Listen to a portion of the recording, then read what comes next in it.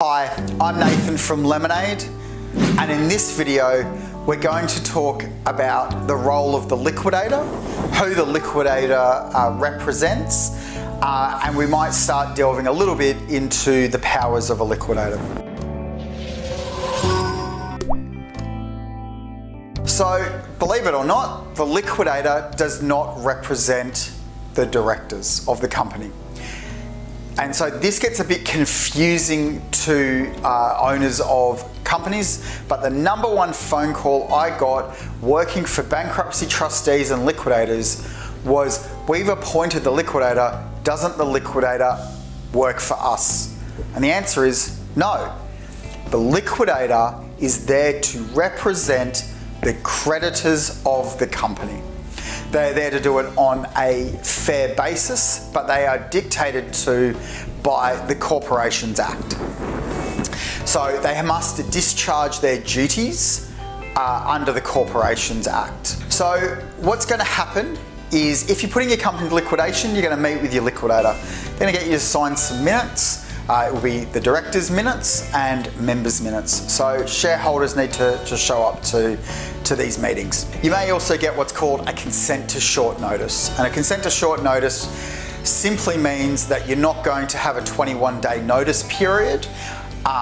You're just going to hold the members' meeting there and then. If you have many members, you may not have the consent to short notice. You may actually have to have the members' meeting convened properly with the 21-day notice. So once that has all been signed, then the company is in liquidation. Now, the liquidator needs the director to help him or her to discharge their duties. So they get a number of powers.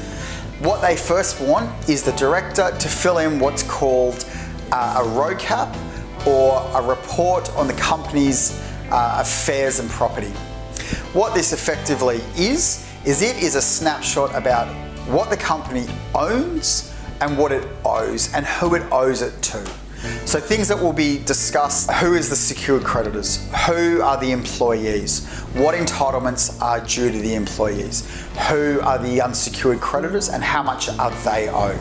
You're also going to need to hand over the books and records of the company to the liquidators. It will mean any correspondence that you've received from creditors, any correspondence you've put out to debtors, because if you've got outstanding debtors, the liquidator is entitled to go and collect them as well. So they need to know who and how much they're going to collect. So they're going to actually issue letters of demand to your debtors to ask for the payment to be directed to them. Now, your bank account is going to be frozen, and so they will freeze the bank account, so there's no more transacting on that bank account whatsoever. These are all natural things that occur.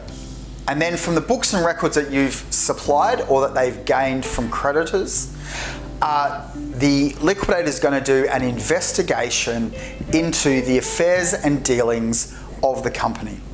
So what does that mean?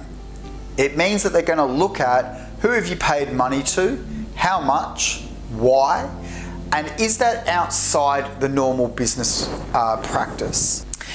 And then they're going to actually come up and look at things like preference payments and insolvent trading actions. But that is the process.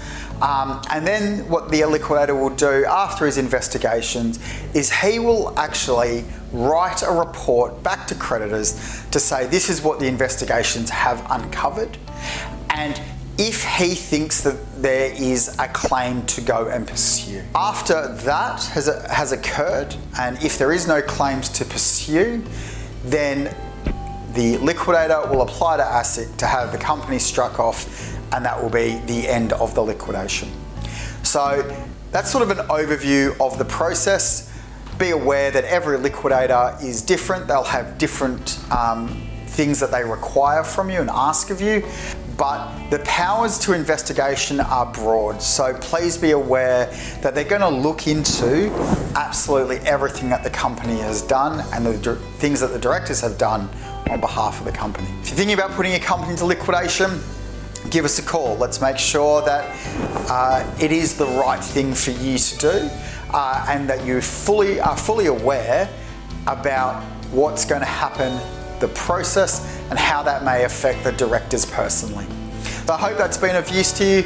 Reach out if you have any questions, and we'll see you on the next video. Have a great day.